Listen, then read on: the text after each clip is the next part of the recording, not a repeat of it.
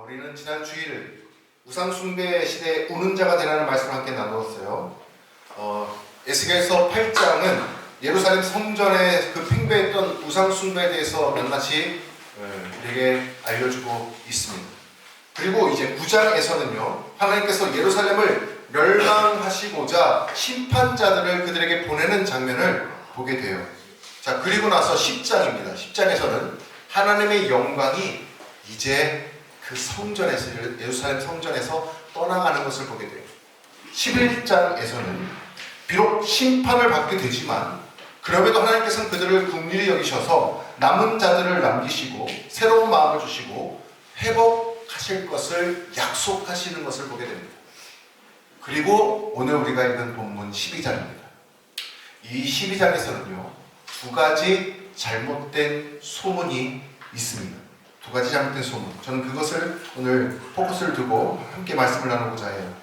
자, 첫 번째 소문은 에스겔서 12장 22절에 나오고 있습니다. 22절. 다 같이 한번 읽어볼까요? 22절. 시작. 인자야 이스라엘 땅에서 이르기를 달이 터지고 모든 수가 사라지리라 하는 너희의 이 속담이 어찌 됨이냐. 이게 무슨 말일까요? 이게 무슨 말이냐면 당시 사람들이 막 안 좋은 이야기들을 떠들고 있어요. 비아냥대고 있습니다. 뭐냐면 하나님이 어떤 선지자들을 통하여 말씀을 주신다고 해도 그냥 날들은 지나가고 하나님의 말씀이 성취되는 게 하나도 없다라고 그들이 이야기하는 거예요. 비아냥대듯이 이야기합니다. 이런 이야기를 하는 사람들이 많아지고 있어요. 이해가 되시죠? 점점 하나님에 대한 안 좋은 소문이 퍼지고 있는 거예요. 주님이 여기에 이 대목에 발끈하시는 거예요. 22절 마지막에 이렇게 얘기합니다. 너희의 이 속담이 어찌 됨이냐. 하나님께서는요, 경책하듯이 이렇게 이의를 제기하고 계시는 거예요. 이런 소문이 돌고 있는데 하나님은 굉장히 싫으시다는 것입니다. 자, 두 번째 속담은 또 무엇일까요? 그러면 두 번째 소문은요, 자, 그것은 27절에 나오는데요, 같이 한번 읽어볼까요? 인자야 이스라엘 족속에 그가 보는 묵시는 여러 날 후의 일이라 그가 멀리 있는 때에 대하여 예언하였다 하느니라. 자, 이게 무슨 이야기냐면 사람들의 태도를 더 명확하게 알 수가 있어요. 여러 날 후의 일이라, 그러니까 멀리 있는 일이라, 그 멀리 있는 때에 대하여 예언하였다 하느니라. 멀리 있는 것들을 얘기했는데 안 온다는 거예요. 안 오네. 그 예언을 하셨는데 안 이루어지네. 비아냥되는 겁니다.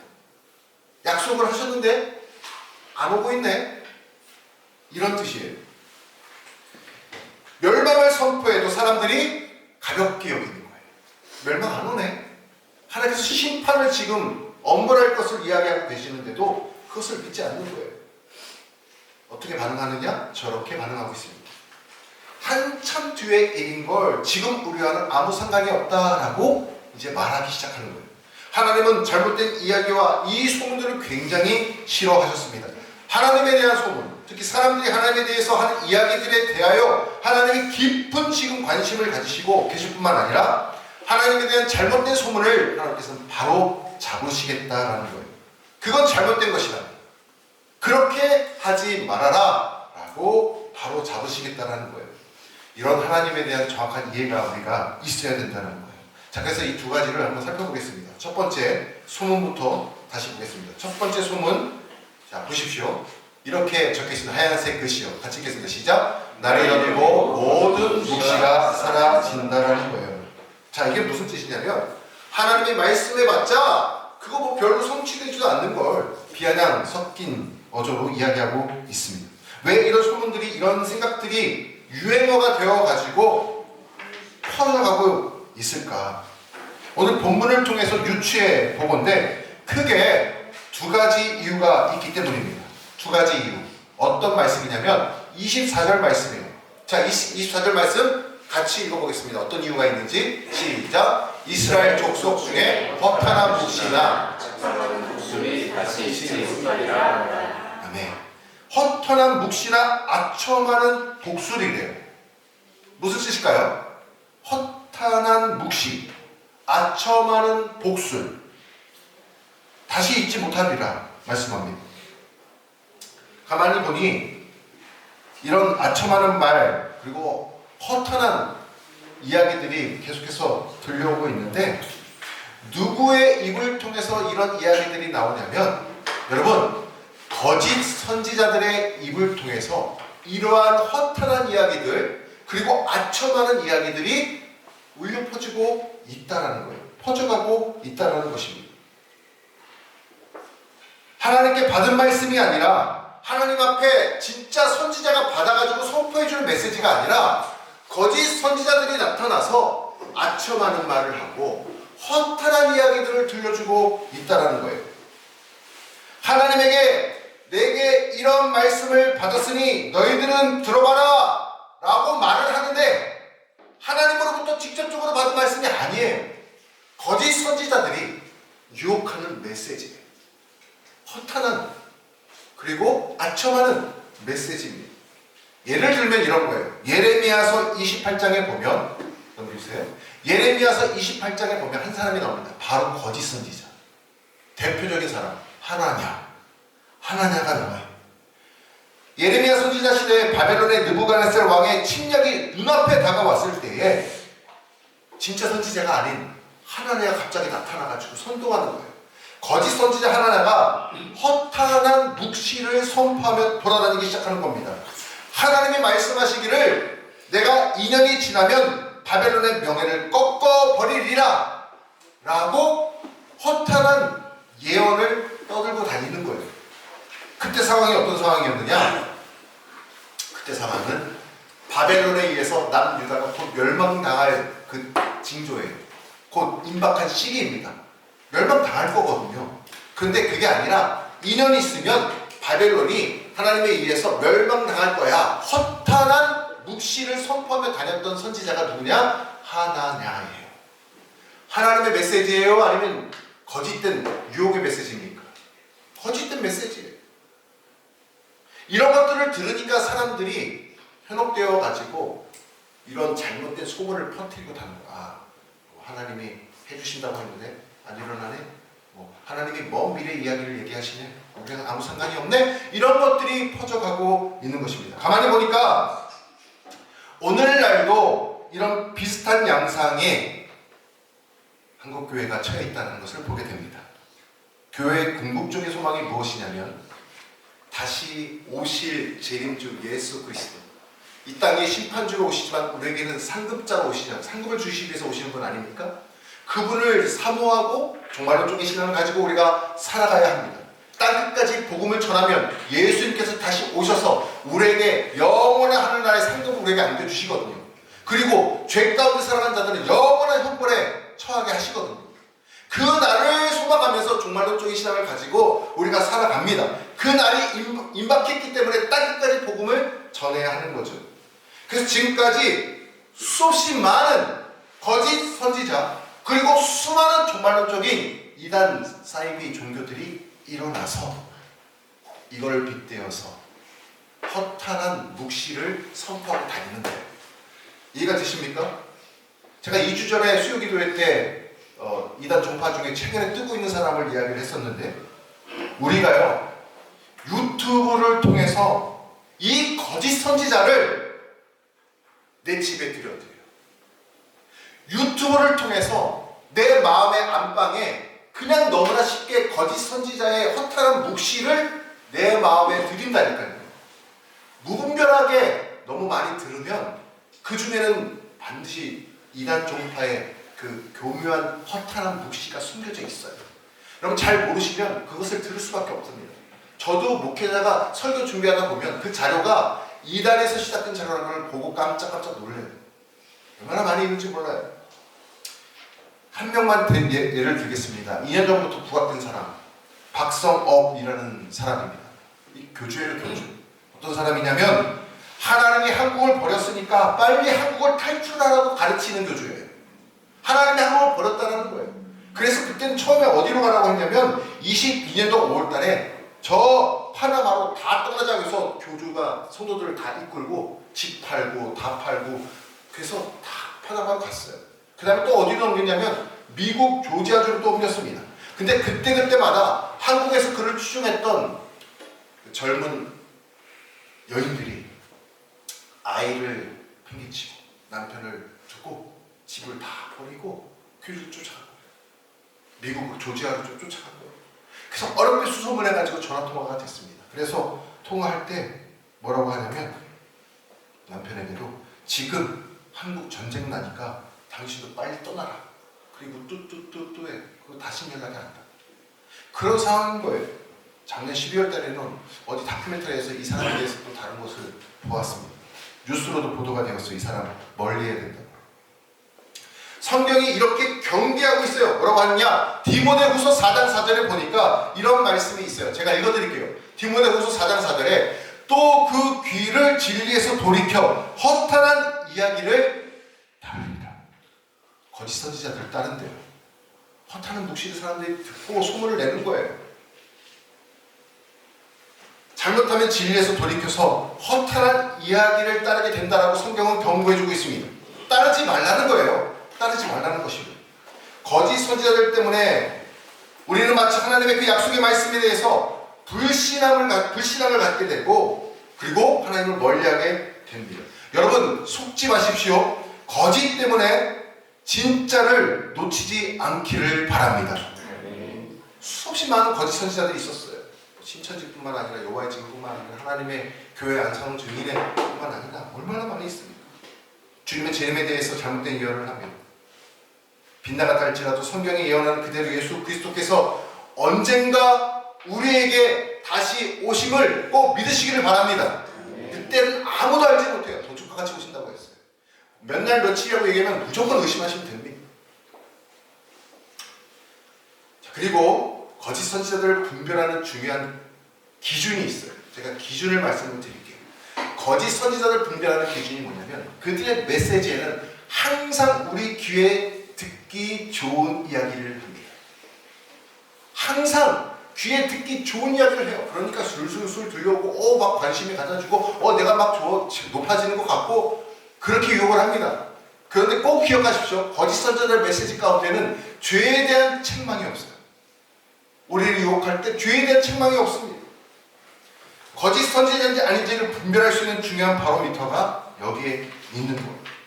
우리에게 늘 성공할 거라고 얘기합니다. 늘 부자가 될 거라고 얘기해요. 잘 될 거라고만 얘기합니다.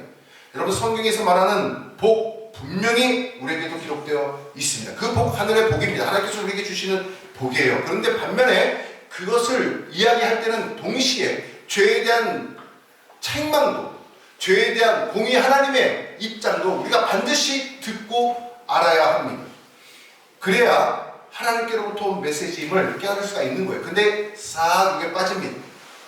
사람의 비위를 맞추는 거짓 선지자의 선동으로 하나님의 메시지에 대한 불신으로 나가는 것 너무나 가슴 아픈 일이지만 근데 또 하나는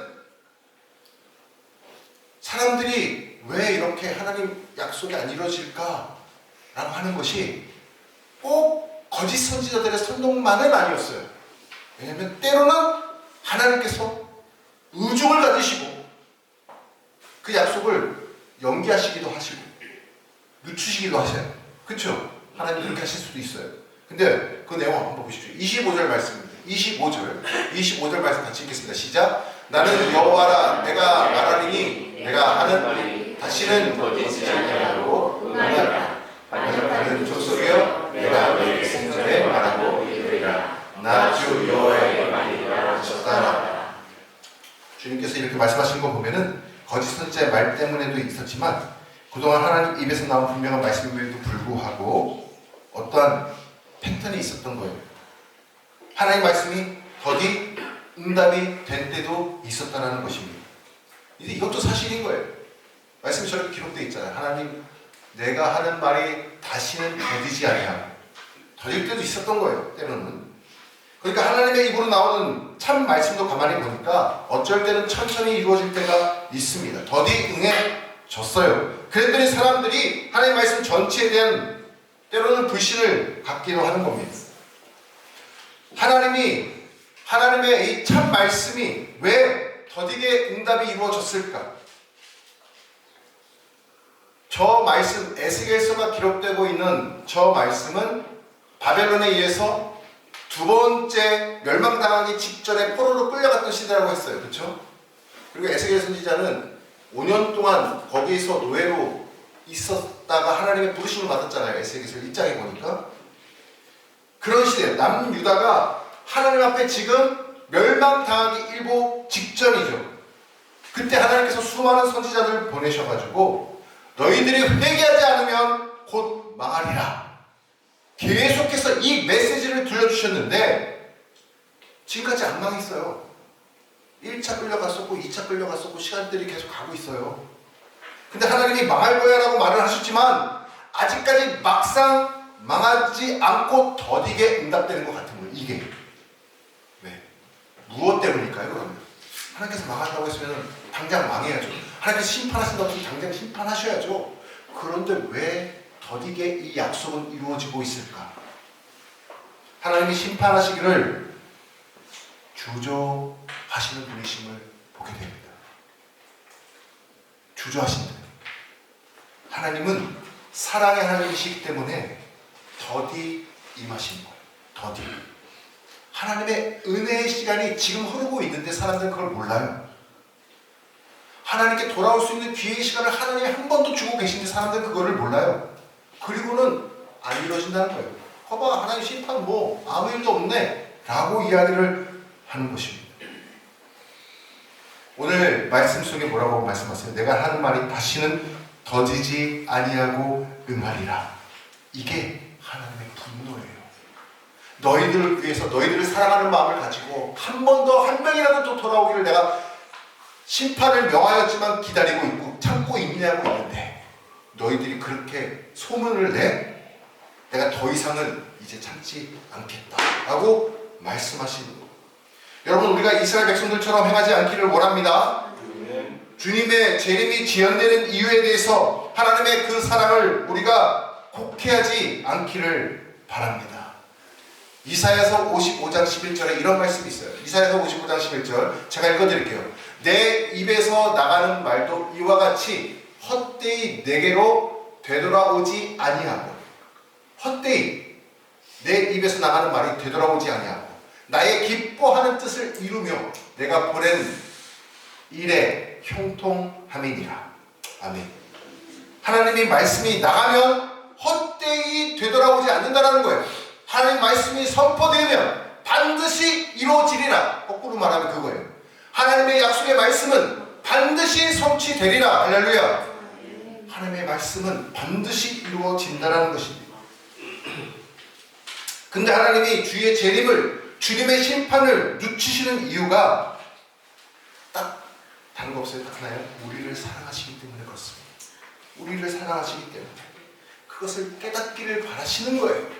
근데 어느 정도 시간이 지날 때 하나님께서 더 이상 참지 않으시겠다는 거예요. 그리고 헛되이 돌아오지 않도록 그 심판을 이제 이루시겠다는 것입니다.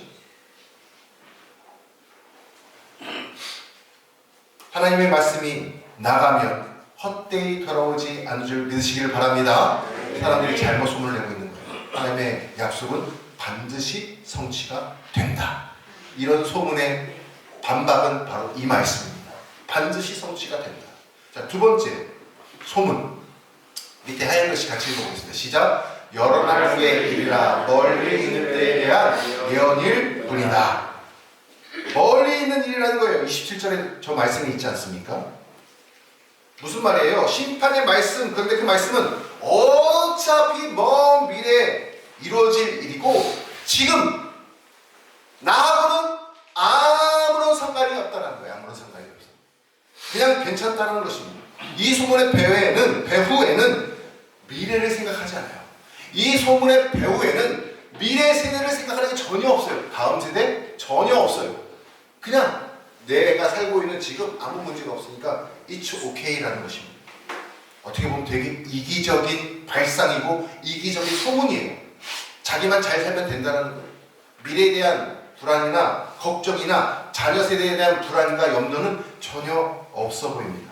이 대표적인 사람이 있는데 그 사람이 바로 아까는 하나님의 거짓 선지자였죠.